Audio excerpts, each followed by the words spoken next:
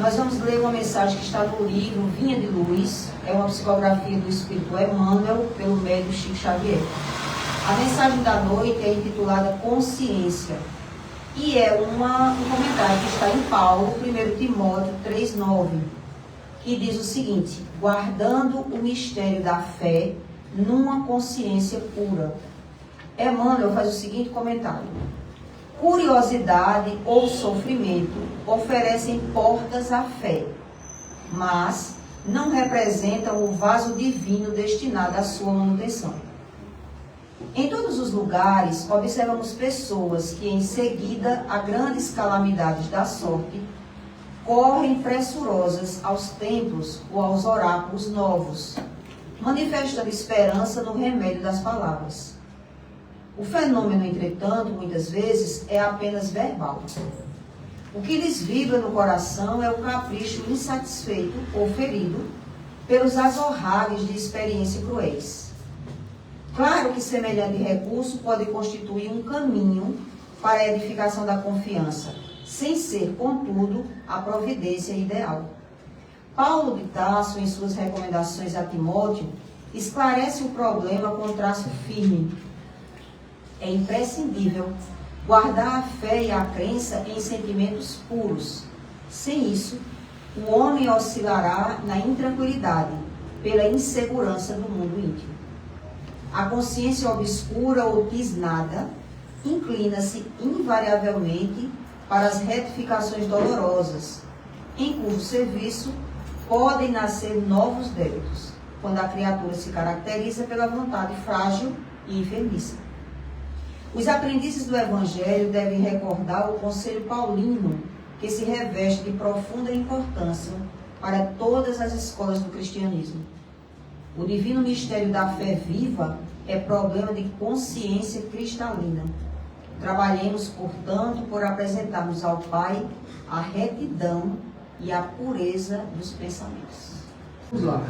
O nosso tema é Jesus e Evolução. Esse tema ele foi bem negociado dentro do cinema, porque no cinema tem aquela questão de quando entra palestrante aí, expositor, alguém chama e coloca um tema pra gente, né? Então, não foi nada fácil e mexeria comigo psicologicamente. Eu não estaria preparado para falar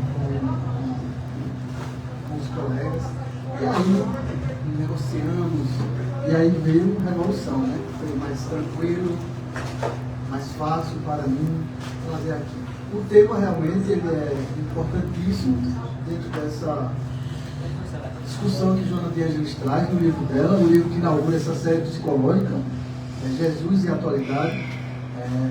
Ela que foi, durante várias existências, migrou, ela militou, ela trabalhou na área cristã. Então, desde lá, quando eu disse a história dela, né, quando foi Joana de Cusa, uma das mulheres que seguia Jesus, depois Sora Juana Inês de la Cruz, depois Joana Angélica lá na Bahia, trabalhou com Francisco de Assis e depois atuando aí com Evaldo Pereira Franco, esse grande projeto que foi a divulgação do Espiritismo aqui no Brasil, do qual nós fazemos parte, né? Todos nós que orientamos as casas, que participamos das casas espíritas, que estamos aqui, participamos desse grande movimento, que não é fácil.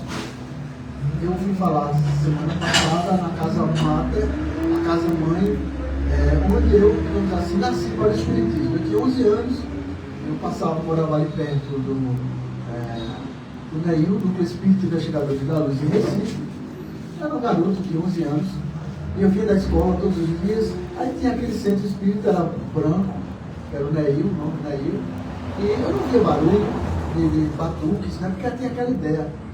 Era anos 80, sai dos anos 70, 80 ainda, aquela ideia de que o espiritismo era o quê? Era macumba, catimbó, era candomblé, fazia essa mistura toda, né? E eu não via baianas, aquelas roupas, que era a fantasia que se tinha naquela época, né? Eles falavam de espiritismo. Eu disse, mãe, eu gostaria de conhecer aquele espírito. Ela disse, e você vai ver as baianas lá rodando, embaixando espírito. Eu disse, não, eu não estou vendo, vejo barulho, mas eu gostaria de ir lá. já era chamado da espiritualidade, né? Então, eu fui, entrei, o palestrante já desencarnou, Antônio, o nome dele, e quando eu subi os degraus, a gente estava falando naquele capítulo do Evangelho do Espiritismo, que era sobre a reencarnação, falando que sobre o nascer de novo, que nós estamos aqui pela primeira vez. Então, quando eu escutei aquilo ali, parecia uma canção que eu tinha escutado há muito tempo atrás, alguma lembrança. Eu já conheço isso, realmente isso faz sentido. Pronto, então ali foi quando eu entrei no Espiritismo, naquela casa maravilhosa. Vai fazer 90 anos o ano que vem, 89 anos. Na minha época, quando eu era adolescente, lá, a casa tinha uma atividade imensa, intensa. E quando eu fui agora, que tinha 20 pessoas, enorme, um salão. Mas isso a gente observa todo o movimento espírita, a gente tem observado essa queda, né? Um movimento sempre menor dos grupos espíritas em relação às outras religiões, principalmente ao movimento evangélico, que é sempre crescendo. Mas esse trabalho nosso aqui faz parte para a gente manter o espiritismo vivo através de centros abertos, portas abertas e também estudos. Acho que é importante, Dulce, a gente trazer estudos, sabe? Nem que seja quinzenal, uma vez no mês. Vai começar? Ah, que bom. É importante a gente ter, nem que seja um estudioso, seja do Evangelho, seja de Emmanuel, André Luiz, qualquer, para fomentar, trazer novas pessoas e a gente se engajar. Então ficamos felizes com esse trabalho. A Gerard está com 14 anos, já é adolescente, né? Adolescente, né? A sua fase de adolescência. Então, o tema Jesus, ele faz parte aí da nossa querida Joana de Ângeles. A gente vai dividir aqui o tópico. O relógio está ali agora, o pequenininho, né? Eu daí, Robin. Bem, tem dois. É melhor botar aquele ali. Bom, conceito, perspectiva espírita, as personas dos evangelhos, que a gente pode trazer como exemplo de revolução, e nós vamos trazer a autorreflexão como um ponto-chave para a proposta da revolução, né? Então, vamos lá um conceito, e quando a gente começa aqui a falar, fica aberto, qualquer pessoa pode interagir, perguntar, fazer colocações, para a gente ter uma dinâmica maior, mais enriquecida. Então, fiquemos todos, Silvano, a Copa Bíblia, demais colegas, vocês presentes, à vontade para interagirmos e participarmos mais ativamente, tá bom? Então, o conceito que a gente tem de revolução é aquele que ele vai desestruturar um sistema estabelecido. Então, a ideia de revolução é justamente essa, é um movimento externo, e ele vai se materializar em várias camadas, a camada social, econômica, educacional, e ela provoca rupturas, porque você estava vivendo num determinado ambiente, num determinado contexto, e aí a partir de ideias, de movimentos, muitas vezes podem ser até a força, as guerras, as grandes revoluções ocorreram assim, através de movimentos dentro do país. Acho que é precisar de mais cadeira. Vou pegar a mãe. Então, as revoluções aconteceram assim, movimentos no país interno, que as pessoas estavam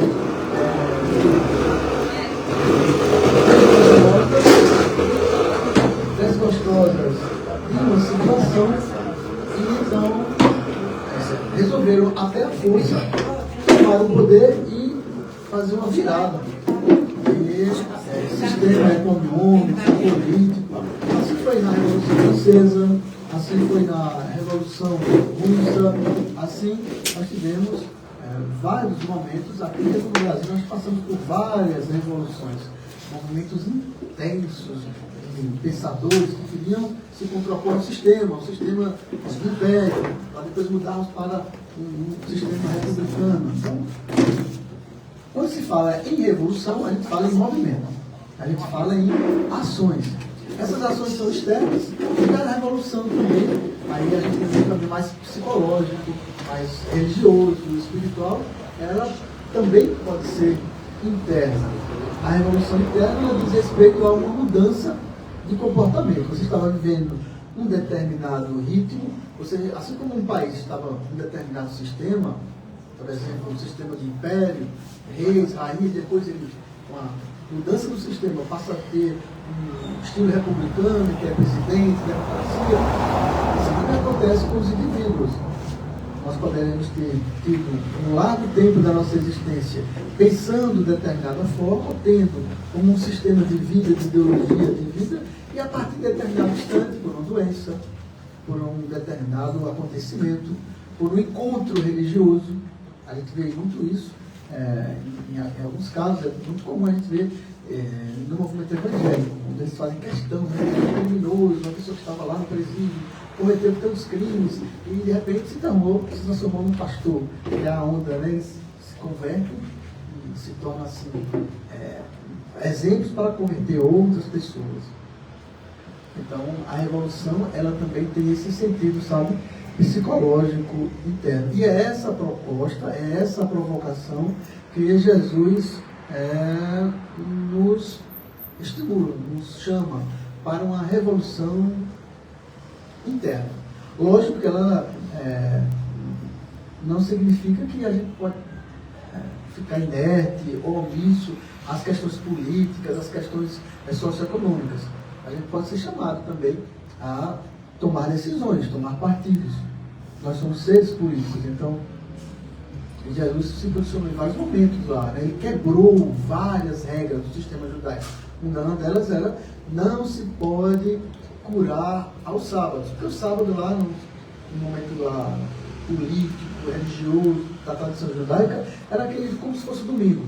Ninguém trabalha, para as pessoas se dedicarem a Deus. Então não se curava, não se fazia atividade nenhuma. Jesus curava, Jesus impunha as mãos, Jesus pregava, Jesus fazia os sermões, Jesus estava atuando no sábado. Isso mexia com os fariseus, que eram bem conservadores. Como é que pode esse homem estar transgredindo as regras? Então ele revolucionou nesse aspecto.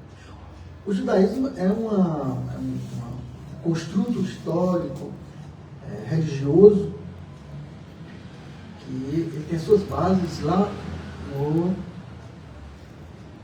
nas concepções de Moisés, da Torá. E se a gente for observar a doutrina judaica, ela é bem patriarcal. Qual a característica do patriarcalismo? É a existência do gênero masculino, é um profeta. Raramente vê uma mulher que se destaque lá no Antigo Testamento. Já vê um Esther. Mas a quase totalidade dos representantes assim, da religiosidade judaica são os profetas, desde Moisés. Aí vamos ver lá os grandes profetas: Jeremias, Isaías, Ezequiel, Daniel, Malaquias, tudo homem. E é nesse contexto bem machista, digamos assim, patriarcal, em que a predominância é o homem que é o sacerdote, é o homem que está como intermédio de Deus e a humanidade, que Jesus rompe também com essa característica. Ele vai trazer mulheres para o seu círculo. As mulheres também seguiam a Jesus. E aí, lógico, ele não vai romper, ele não veio com essa proposta de fazer uma radicalização. Era isso que Judas, o Iscariote, esperava. Esperava que Jesus fosse um revolucionário, que ele arrebentasse tudo, como fez lá, como está escrito, né? Você sabe se é uma metáfora, se aconteceu mesmo. Ele entrou no templo, foi quebrando as bancas, porque estava havendo aquele comércio ali. Então Judas pensava que ele vinha, era uma perspectiva, inclusive, desde os antigos profetas. Havia o Messias libertador do povo judeu. Ora, o povo judeu já tinha sofrido lá dominação dos persas, dominação dos egípcios. Naquele momento estava na dominação romana, então eles estavam querendo esse Messias mesmo. Quando Jesus chega, ainda fica uma dúvida. Alguns diziam: é ele mesmo, o Messias que havia de vir. Outros diziam: não, ainda hoje os judeus estão esperando o Messias. Eles não acreditam, de hipótese alguma, que Jesus era um homem daquele que morreu na cruz. Para eles era como se fosse uma blasfêmia. Viu, né, Jesus crucificado. Jamais. Jesus crucificaria outro, o Messias. Ele crucificaria todo mundo, mas ele morrer na cruz, ser o representante de dar uma face para quem bate, né, a face esquerda, a direita, a outra face, do amor e caridade. Não. Então, Judas pensava nesse Jesus revolucionário que era o de fora, que ia quebrar o sistema. E Jesus quebrou, rompeu com alguns aspectos, mas não todos, porque a proposta dele não era essa, de fazer uma revolução social, econômica, política, mas sim mais interna. É uma perspectiva de revolução interior, espiritual. E, embora ela estivesse localizada ali na Galileia, o seu discurso, recentemente, essa semana, quando eu recebi uma mensagem da nossa querida Amélia Rodrigues, uma belíssima mensagem, depois eu te mando. A mensagem fala assim, 500 anos antes. Uma nota de rodapé, ela pede assim, recomendamos estudos mais aprofundados sobre os 500 anos antes de Jesus. Terminou a mensagem, em que ela faz uma panorâmica do que aconteceu com a humanidade nos 500 anos antes do Cristo. Isso desde a Grécia, passando ali pelo Egito, depois a própria Palestina, a antiga Palestina, caminhando nesse eixo para a Pérsia, Irã, descendo um pouco mais para a Índia e terminando lá na China. Então é um eixo. A gente tem da Grécia até a China. Terminada a mensagem, quando eu fui procurar no Cielo, que é o banco de dados acadêmico, aí encontrei os estudos recentes. É um estudo recente que tem, se chama Era Axial, os 500 anos antes do Cristo. Eu fiquei assim surpreso, sabe? E encantado, porque são acadêmicos, professores de história, de antropologia, de sociologia, que disseram o seguinte: os 500 anos antes do Cristo foram aqueles períodos, 5 séculos, que eles tiveram como que um discurso único. Era a diversidade das diversas culturas, mas com uma ideia de unidade. E todos eles, da Grécia à China, porque nesse período, os 500 anos antes do Cristo, até chegar ao Cristo, vieram quem? Buda, Forri, Lao Tse, vieram os grandes ensinamentos lá da Índia, do Egito Antigo. Então todos eles estavam, esses 5 séculos antes de Jesus vir, como que preparando a humanidade. E tudo aquilo que nós, enquanto seres humanos, somos hoje, a gente tem uma base ali, nesses 500 anos de perspectiva filosófica, espiritual e religiosa. Então, Jesus ele veio com essa proposta de trazermos essa revolução. Uma revolução que é essa que a Emmanuel aponta aí, né, na mensagem inicial de hoje, de nós apontarmos para o alto, nós pensarmos diferentemente. A perspectiva espírita, a gente pode dizer, ela vai fundamentar isso com a ideia de alguns princípios, alguns conceitos.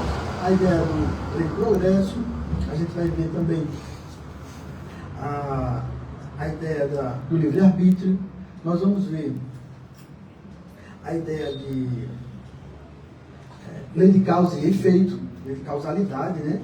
A gente vai encontrar essa perspectiva espírita. Aqui não está avançando, meu Deus.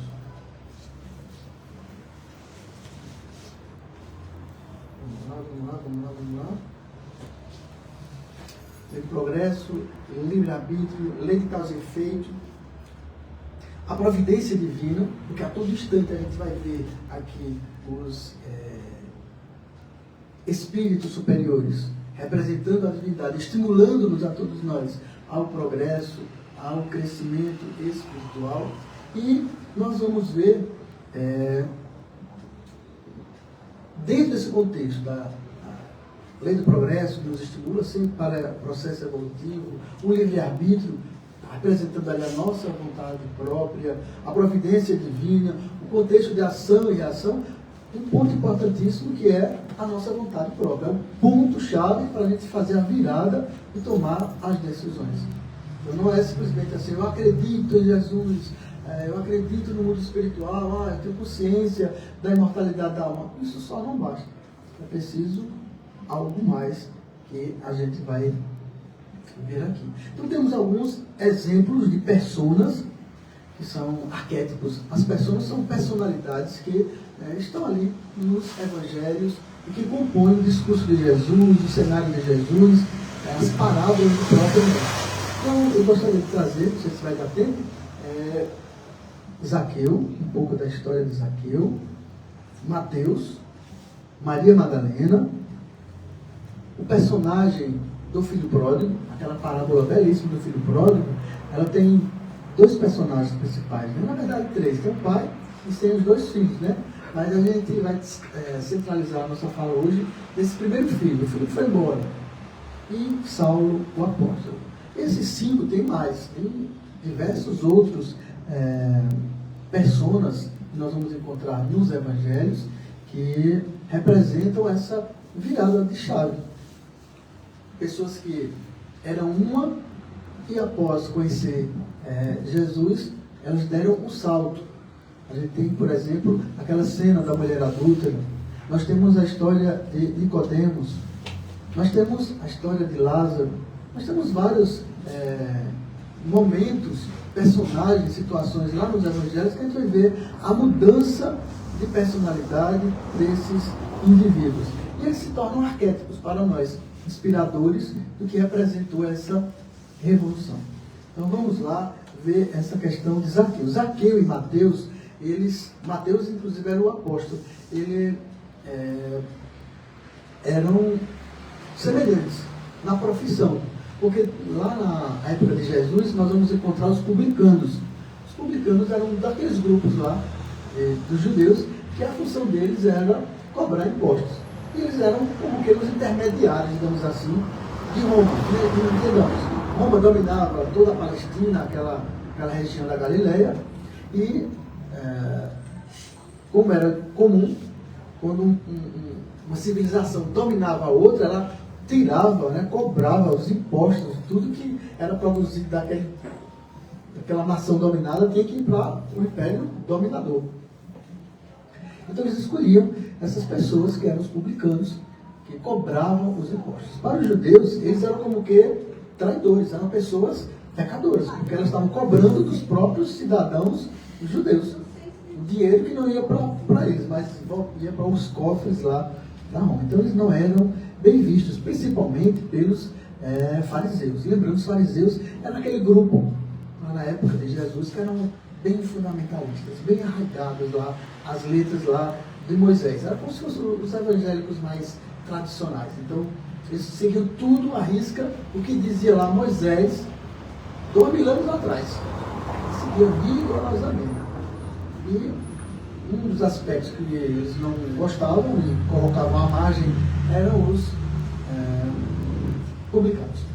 Então, nós vamos ver aí, eu vou fazer aqui uma leitura da passagem, lá está em Lucas, capítulo 19, e depois a gente faz uma releitura, que eu vou pedir para a gente prestar atenção, tá bom? Então, Zaqueu, coletor de impostos, está lá em Lucas, capítulo 19. E tendo Jesus entrado em Jericó, ia passando, e eis que havia ali um homem chamado Zaqueu, e este era o chefe dos publicanos, e era rico, ele era muito rico. E procurava ver quem era Jesus. E não podia, por causa da multidão, pois era de pequena estatura. Zaqueu era baixinho, era igual esse que nos fala. E correndo adiante, ele subiu num círculo, lá no telhado, para ver Jesus, porque havia por ali passar. E quando Jesus chegou àquele lugar, Jesus olha, no seu magnetismo, na sua psicologia profunda, olha para o alto, e aquele homem baixinho, que está no alto, se esgueirar para vê-lo, e aí ele olha para Zaqueu, e chama pelo nome mesmo, Zaqueu, desce depressa, porque hoje me convém pousar em tua casa. E apressando-se, Zaqueu desceu e recebeu alegremente. E vendo todos isto, murmuravam, dizendo que Jesus entrara naquela casa para ser hóspede de um homem pecador. Porque eles consideravam o publicano, aquele que cobrava os impostos, um homem pecador. E levantando-se, Zaqueu disse ao Senhor, Senhor, eis que eu dou aos pobres, eu faço a coleta, mas do que eu recebo, eu dou aos pobres metade dos meus bens. E se em alguma coisa eu tenho defraudado, ou houve algum equívoco ali, eu pago 4 vezes mais. Jesus percebeu a sinceridade daquele senhor, porque ele tinha esse olhar de psicologia profunda. E aí ele diz assim, Jesus, hoje veio a salvação para esta casa, Zaqueu, pois também este é filho de Abraão. Porque o Filho do Homem veio buscar e salvar o que se havia perdido.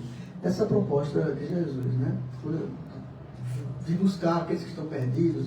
Tem várias parábolas de Jesus que vai trazer essa ideia da ovelha perdida, do filho pródigo, que traz a ideia de retorno, da pessoa recuperar-se. Que é a revolução. A revolução é isso. Você estava num determinado eixo de vida e de repente você muda.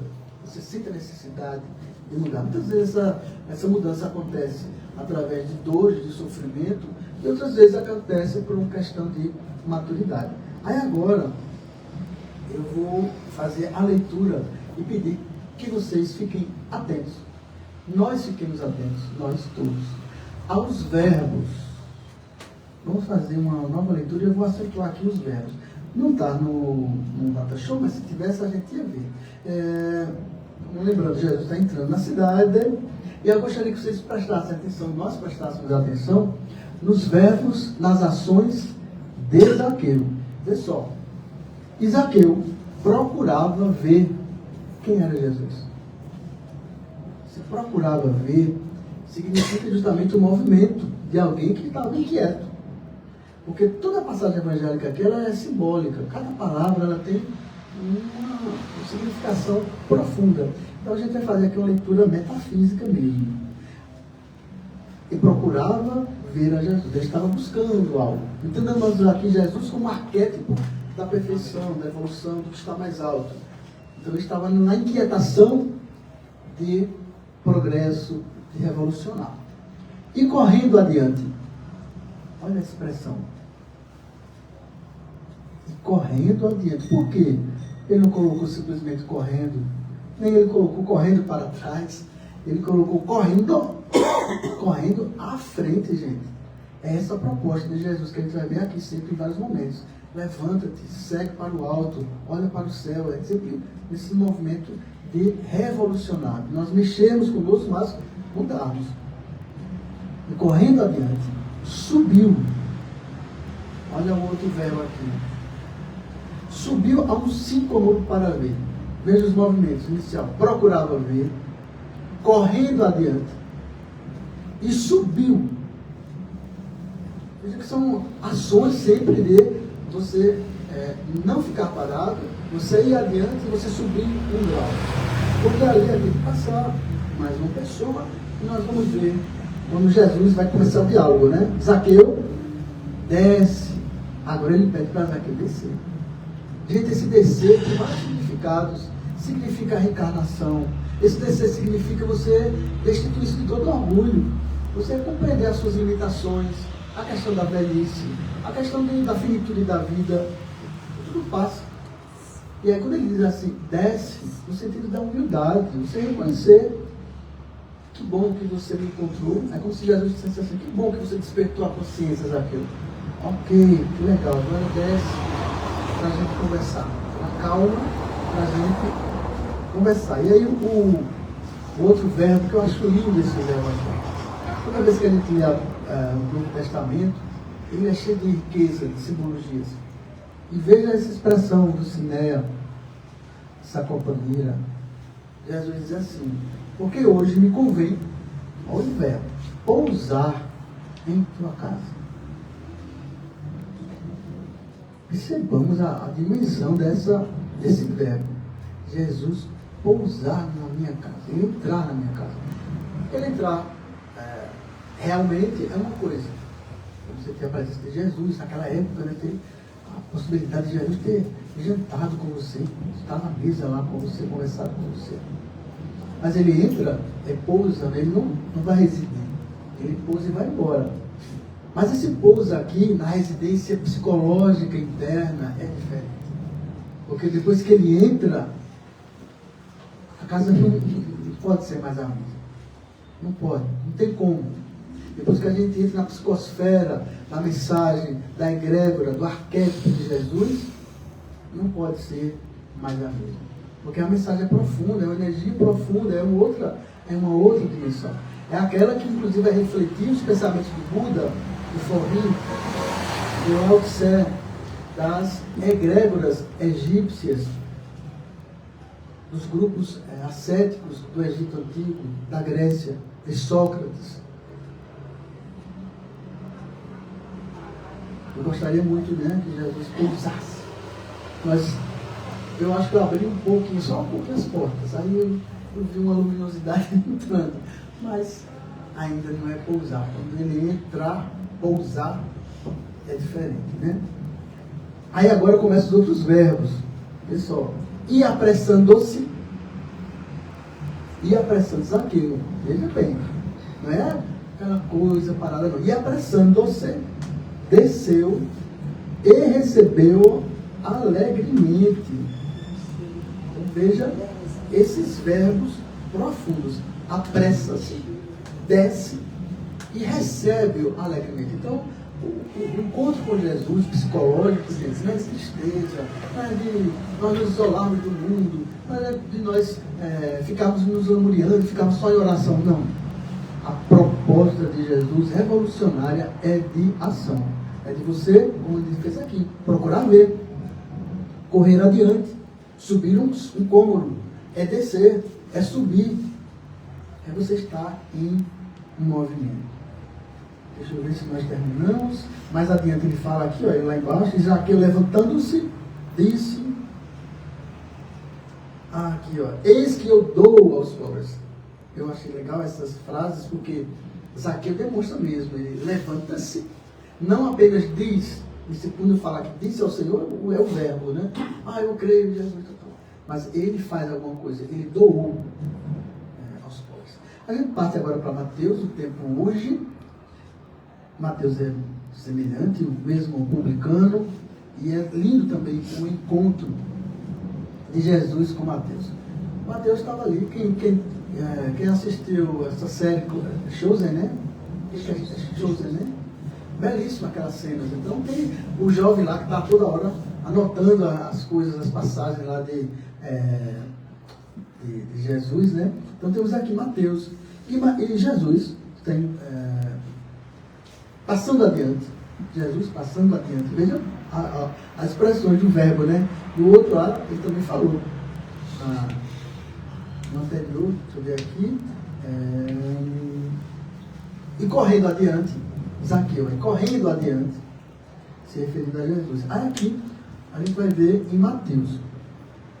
E Jesus, passando adiante, viu ali sentado na recebedoria um homem chamado Mateus.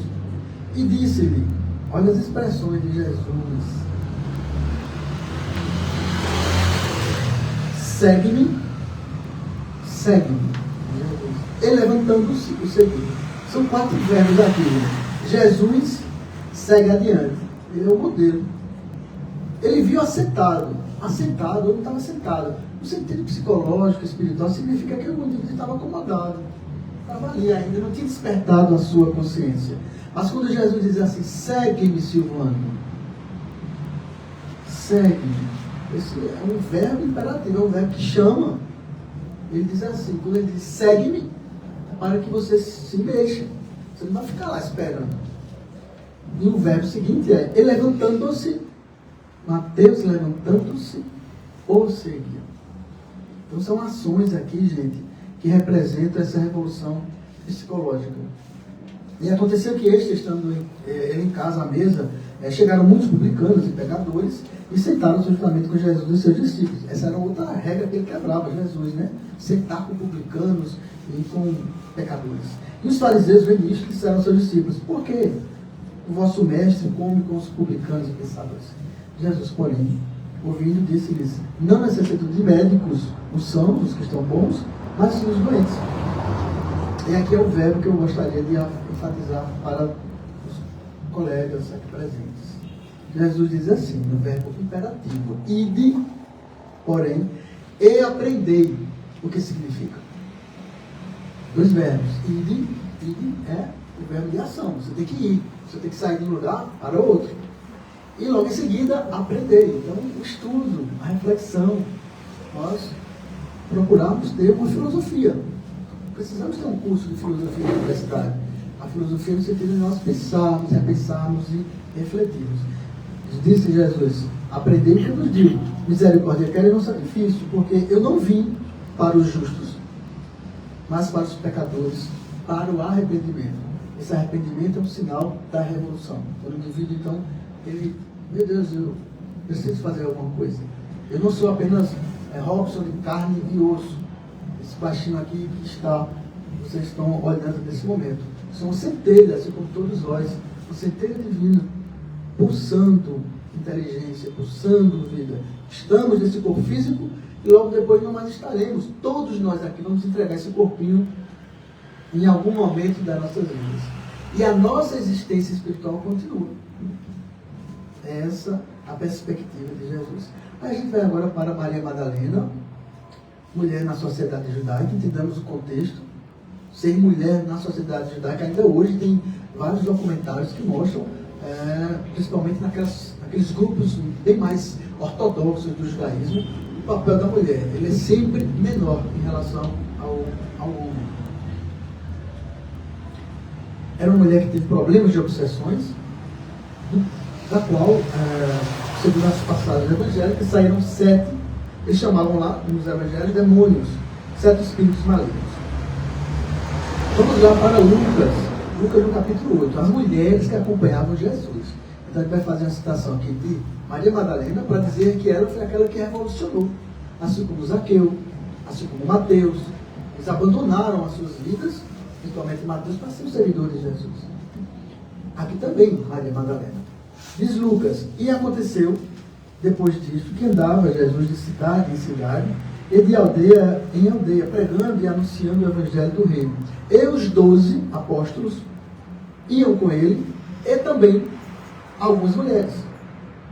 Quem eram essas mulheres? Mulheres que haviam sido curadas de espíritos malignos e de enfermidades. Dentre elas, Lucas cita 3.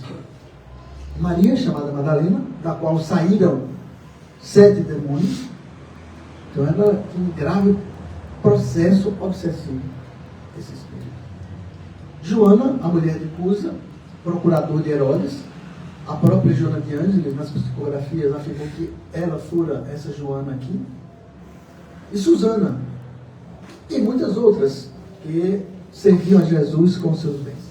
Aí João, no capítulo 20, já vai falar ali, naqueles momentos finais de Jesus, é a ressurreição. Ele já havia sido crucificado. E temos essa, logo no comecinho aqui de João, capítulo 20, a ressurreição de Jesus. E no primeiro dia da semana, era o domingo, Maria Madalena foi ao sepulcro de madrugada, sendo ainda escuro, e viu a pedra tirada do sepulcro. Correu, pois, a Simeão Pedro e a outro discípulo, a quem Jesus amava, e disse-lhes: levaram o Senhor do sepulcro e não sabemos onde o puseram. Aqui está o registro, né, de Lucas lá, falando que ela era uma mulher que encontrou Jesus profundamente transtornada, uma obsessão profunda. Eram coletividade, 7 espíritos, os mais difíceis, que quase que dominavam aquela mulher, e ela é a mulher que permanece junto com Maria até o final. João ainda cede uma passagem mais à frente, nesse mesmo capítulo 20, para falar de Maria. Eu destaco aqui o outro verbo. A gente viu aqueles verbos antes, né, do Zaqueu, de Mateus, né, falando, apressa-te, correndo, adiante, aqui, ó, correu, Maria Madalena, pôs e foi ao Simão Pedro para anunciar. O verbo correr aqui, ou seja, são os espíritos que eles, quando despertam, eles querem atuar, eles querem agir até o último instante das suas existências. No versículo 11 a 18, gente, eu peço para vocês depois em casa, quem tem o Novo Testamento, dá uma olhadinha lá em João, capítulo 20, aquela passagem em que tem um diálogo lindo de Jesus com Maria Madalena. Ele não dialoga primeiramente, não é com Pedro, não. Ele não vai dialogar, né, com Mateus, não. 20%. O diálogo é com Maria Madalena. Um diálogo belíssimo, porque ela entra lá, ela vê ela tem uma mediunidade profunda, ela vê 2 espíritos materializados ali, e via 2 anjos vestidos de branco, os espíritos que estão ali materializados, e ela vê Jesus.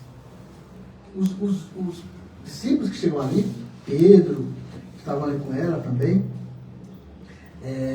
não veio. Veja o nível de intimidade, veja o nível de sintonia desse Espírito Maria Madalena em que ela estava agora. Ela vê Jesus. E tendo dito isto, ela começa a conversar com os Espíritos, né? E disseram eles: mulher, por que choras? Ela lhes disse: porque levaram o meu Senhor e não sei o que puseram. Então ela está tendo diálogo com esses Espíritos materializados. E tendo dito isto, voltou-se para trás. É linda essa passagem aqui, fico sempre emocionado. E viu Jesus em pé, mas ela não consegue. Ela não consegue identificá-lo de pronto, porque era a luz do sol do começo da manhã, refletindo-se atrás de Jesus, então ela vê aquele jorro de luz. Ela pensa que ele está falando com o Espírito iluminado, ela está falando com o próprio. Disse-lhe Jesus: mulher, por que choras? É belíssimo isso, porque ela escuta agora o tom da voz com que Jesus falava com ela. Quem buscas? Está lembrado que Zaqueu também fala aquela parte, né? Zaqueu procurava buscava Jesus. Ele diz assim, né? Quem buscas? Ela, cuidando que era o jardineiro, disse-lhe: Senhor, se tu levaste, diz-me onde puseste e eu levarei. Aí é aqui que ele toca e ela o reconhece. Disse simplesmente Jesus: Maria. Mas ele diz no tom, era o tom que ele falava com ela: Maria. Nesse momento, gente, ela o reconhece. Ela, voltando-se, disse: Raboni. Somente os discípulos, uma sociedade patriarcal, machista. O mestre tinha discípulos. Assim fez Jesus com os apóstolos. Não tinha mulheres, mas ele tinha seguidores. Ele ainda conseguiu fazer esse movimento. E ela chamar ele de mestre, era ali um estágio de uma intimidade que ela tinha para com ele, que era fora do comum. Ela disse assim: Raboni, que quer dizer mestre. Disse-lhe Jesus: não me toques, não me detenhas, porque ele não subiu para meu Pai, mas vai para os meus irmãos. Veja que lindo, né? E diz-lhes que eu subo para o meu Pai, para o vosso Pai, para o meu Deus, para o vosso Deus. É lindo também essas expressões, gente, porque isso dimensiona os aspectos psicológicos da nossa relação com Deus. A dimensão que Jesus, que um Buda, que um Forri, que um Lapsé, que esses grandes avatares tiveram com Deus, com a divindade, com a consciência cósmica, é muito diferente da nossa relação com Deus. Quando ele diz assim: o meu Deus significa o meu grau de intimidade com a consciência cósmica, e o vosso Deus, o meu Pai e o vosso Pai. A gente tem 10 minutos, vou correr, para a gente pular para outra persona linda, que é o filho pródigo, gente. Então temos aqui, contando a história, né, um certo homem rico, tinha 2 filhos, o mais novo, o mais velho. O mais novo disse: pai, eu quero a metade do que eu tenho aqui direito, eu quero conhecer a vida, eu quero ficar aqui na fazenda, criando gado, eu quero conhecer o mundo. E o pai, bondosamente, na maturidade que dizia respeito, entrega ao filho a metade do que ele tem direito. O filho mais velho fica com o pai ali, disciplinado, atento, fazendo a sua tarefa. Essa discussão sobre o outro filho que fica daria uma outra palestra para a gente discutir, né?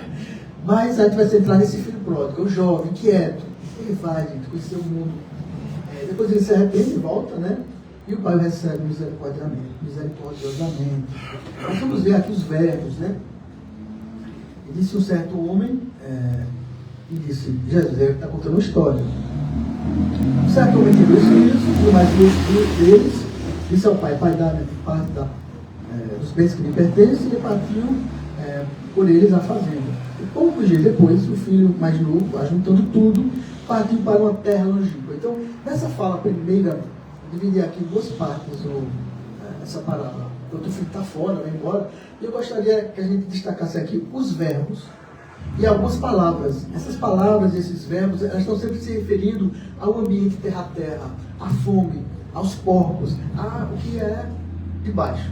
Na outra parte, nós vamos ver alusões para o olhar para cima, que é a revolução. Então, poucos dias depois, o filho mais novo, ajuntando tudo, partiu para uma terra longínqua, ambiente terra, né? E ali desperdiçou os seus bens, vivendo dissolutamente. E havendo ele gastado tudo, houve naquela terra uma grande fome. Olha a ideia, né? Do ambiente ainda pesado, terra. E começou a padecer necessidades. Então, outras terras, outros ambientes, meretrizes. Ele vai a desborda mesmo, ele vai curtir a vida, esse jovem. Mas aí ele chegou no ponto que ele perde tudo, ele não tem mais nem o que comer, nem o que vestir. E foi e achegou-se a um dos cidadãos daquela terra, o qual mandou para os campos. Então ele foi trabalhar nos campos. Ó, tu quer comer? Vai ter que trabalhar. Então ele foi um trabalhador comum. Para o quê? Cuidar de porcos. E diz aqui a parábola, né? E desejava encher o seu estômago com as bolotas que eram entregues aos porcos. Mas nem isso, quando ele pedia às pessoas, eram entregues para eles. Então vejamos aqui que esse ambiente, em meio dessa parábola, é dos porcos, é da fome, é da miséria, desse instante que ele foi para a miséria mesmo. E aí nós chegamos nesse outro instante, que é o ponto da revolução. E eu peço aqui atenção a todos e a todas, a mim mesmo, para essa, está no versículo 17 do Filho Pródigo. É em Lucas isso. Versículo 17, gente. Olha o primeiro verbo que é colocado aqui, o verbo no sentido do gerúndio, né? Você fazendo alguma coisa. E tornando em si. Tornando em si. Tornar em si, vem do verbo tornar, está em torno. Vamos entornar em volta do campo. Dá uma volta por ali ao redor do campo. E tornar significa você dar uma volta em torno de alguma coisa. Mas quando ele coloca aqui, e tornando-se em si, essa volta que você vai dar para dentro. É uma volta psicológica, profunda. Esse jovem chegou nesse momento da dor. Ele foi forjado para ele, meu Deus, eu perdi tudo, né? Ele diz aqui, ó, ele disse para si mesmo, meu Deus, quantos empregados de meu pai têm abundância de pão que eu não tenho aqui? E eu aqui pareço de fome. Levantar-me-ei, olha o verbo, aquele verbo de Jesus nos evangelhos, está lindo esse verbo, gente, levantar-se. É preciso se levantar, né? Levantar-me-ei, e irei ter com meu pai. São dois verbos aqui. Levantar, não basta, né? Como começa o nome? Douglas. Não basta, Douglas, a gente se levantar. Levantar e ficar aqui parado. Tem que ser como Zaqueu, apressa-te. Tem que ser como Maria Madalena, corre, faz alguma coisa. Porque, gente, o tempo passa. Eu tive um choque ontem. Eu sempre trago uma ideia da minha idade. Tem um grupo do Redentorista, meu Deus, vamos lembrar que eu estou aqui, né? Tem que ser rápido. Foi o seguinte, eu ia para academia, faço academia 3 vezes por semana. Aí quando eu baixei o espelho do carro assim, e quando eu olhei, minha gente, eu vi um cabelo branco na minha sobrancelha. Pelo amor de Deus, tudo no céu, na terra. Eu fui, tirei uma foto, botei lá no grupo, o pessoal disse, menino, agradece, você é um diamante, agradeça a Deus, porque você está com os cabelos brancos, começando o cabelo, meu Deus, meus cabelos já estão caindo, eu tenho pouco cabelo. E agora está começando a ficar branco, né? E quando eu vi esse cabelo branco na sobrancelha, minha gente, olha, eu tive um desespero, meu Jesus. Aí as minhas colegas, que eu fiquei mais impactada ainda, que eu não sabia, é um grupo pequeno de 10, né? Era essa Robinho, ela chama-se Robinho. Robinho, tu acha que os nossos cabelos são ruivos, loiros? Mas eu pensei que era ruivo, preto, era meu filho, todos pintados. Aí foi o segundo bate aqui. Porque eu disse, meu Deus, eu não sabia que você era isso. Pois é, porque você não pintar o cabelo, você ia ver os nossos cabelos todos brancos.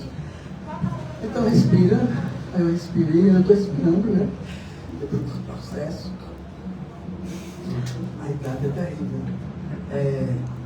Mas é isso, gente. Aí os colegas me aquietaram, né? Falaram como agradecer, tem gente que partiu, e gostaria, os que partiram, gostaria de estar com o cabelo branco. Aí eu agradeci, né? Estou agradecendo, aí é o que está consolando, gente. Me perdoe esse espírito aqui pra gente. Então, olha, levantar-me-ei, e irei ter com meu pai, e dir-lhe, olha, levantar e dizer, Pai, pequei contra ti, E o céu, a outra palavra aqui. Se os outros partes da parábola falavam do chão, da terra, da fome, dos porcos, aqui ele vai falar do céu, do Pai. Eu pequei perante ti, já não sou digno de ser chamado teu filho. E veja que humildade belíssima desse jovem, desse espírito. Faze-me como um dos teus empregados. Ele fez igual o Zaqueu. Jesus disse, Zaqueu desce, Zaqueu desce. A humildade, né? E o filho, e levantando o céu, mais uma vez, foi para o pai. E quando ele estava longe, viu seu pai se mover de íntima compaixão. E seu pai, né, se moveu de íntima compaixão. E correndo, lançou-se-lhe ao pescoço e beijou. É linda essa mensagem, né? Eu destaco aqui esse verbo, né? E levantando-se, duas vezes esse verbo levantar-se. E levantando-se, foi para. Esse jovem ficou esperando que o pai viesse, não. Ele levantou-se e viu o pai lá e foi lá. E o pai ficou muito feliz, né? O filho disse para o pai, pai, eu pequei contra ti, contra o céu, pequei perante ti, não sou digno de ser chamado teu filho. Mas o pai, é lindo, né, esse momento, né? Disse aos seus servos, trazer depressa a melhor roupa, vestir esse garoto, põe um anel, sandália nos seus pés, trazer o melhor bezerro, porque nós vamos fazer uma grande festa. Comamos e alegremos. Porque esse era o meu filho que estava morto e reviveu. Tinha se perdido e foi achado.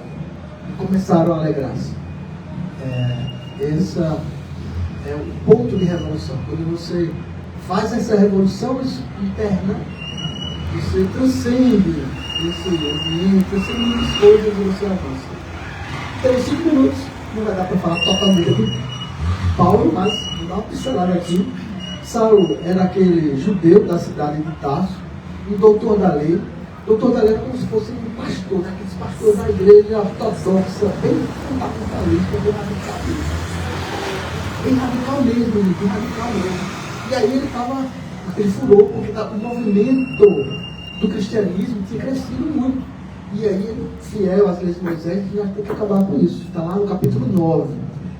Eu amo ler os Atos dos Apóstolos. Periodicamente eu faço a leitura dele. Emmanuel fez a reprodução daquele capítulo, daquele Atos dos Apóstolos, né, no livro Paulo e Estevão. E aí, a gente vai trazer aqui a cena do capítulo 9 de Atos, quando Saulo vai determinado para prender vários cristãos que estão na cidade de Damasco. E Saulo, respirando ameaças e mortes contra os discípulos do Senhor, dirigiu-se ao sumo sacerdote e pediu cartas de autorização para Damasco, para as sinagogas, a fim de que se encontrasse alguns destes do caminho, quer homens, quer mulheres, os conduzisse presos a Jerusalém. E aqui a frase e o verbo que eu destaquei. E indo no caminho. Olha de novo o verbo e indo. Não estava parado, tudo é simbólico, gente, aqui. Indo no caminho. Aconteceu que chegando perto de Damasco, subitamente o cercou. Ele viu cercado por um resplendor de luz do céu. Também essa passagem é linda, né? Ele está lá, um soldado, vai em busca lá dos cristãos para prendê-los. Emmanuel fala detalhadamente como é que era, né, as torturas. Eles pegavam, arrancavam as unhas das pessoas para que elas deturassem. Onde é que estão os outros cristãos? Onde é que eles se escondem? Onde é que eles se encontram? E caindo em terra, olha mais uma vez a descida, a simbologia de descer, de você aquietar-se, de você reconhecer as suas limitações, da sua humildade, e caindo em terra, ouvi uma voz que dizia: Saulo, Saulo, por que me persegue, né? Por que me persegue, Saulo? Mas a gente pode entender aqui, olha, esse persegue aqui lembra muito a pergunta de Jesus a Maria Madalena: que buscas? Perseguir no sentido de buscar, né? Por que me buscas? Porque no fundo, Saulo estava buscando, né, essa luz, ele estava querendo alguma coisa maior. Então a gente pode trocar esse verbo aqui pela busca. A mesmo que ele fala a Zaqueu, gente. Zaqueu, o que busca Zaqueu? A história de Zaqueu também é comovente. Eu não tinha prestado atenção, mas intuído aí para a espiritualidade, eu fiquei também emocionado com a história de Zaqueu. O Zaqueu estava buscando, Maria Madalena estava buscando, Mateus, todos aqueles estavam buscando alguma coisa e veio um chamado: segue-me. E aí eles se dispõem, mas nem todos, viu, gente? Tem aquela parábola do moço rico, que Jesus, ele vai: Jesus, eu quero dar o reino dos céus. E eu sou um homem rico, eu tenho muitas posses. Eu sigo rigorosamente as leis de Moisés, não matar, não julgar, acreditar em Deus. Jesus, com a sua psicologia profunda, Jonas diz isso nesse capítulo, ele foi um mestre na psicologia profunda. Olhando aquele jovem, ele diz assim: olha, muito bem, você faz o correto, você faz certo, mas só existe uma coisa que é preciso você fazer: voltar para a sua casa, desfazer-se de todos os bens. E aquele homem era muito rico, era um moço rico, gente. Então ele disse: meu Deus, ele pensou, né? Eu tenho servos, eu tenho ouro, eu tenho joias, anéis, eu tenho riqueza, eu tenho um domínio com fogo, um palacete. Como é que eu vou deixar tudo isso? E Jesus diz: doar aos pobres. Em Lucas diz apenas que ele ficou triste. Em Mateus diz que ele ficou triste, cabisbaixo e foi embora. Então ele não seguiu Jesus, né? Ele recebeu o convite. Mas Mateus, Zaqueu, Pedro, Maria Madalena, os apóstolos, né, atenderam o convite de Jesus. E caindo em terra, uma voz que dizia: Saulo, Saulo, por que me persegues? E ele disse: quem és, Senhor? E disse o Senhor: eu sou Jesus, a quem tu persegues. Dura para ti recalcitrar contra os aguilhões. E ele tremendo, atônito, também achei muito forte essa passagem.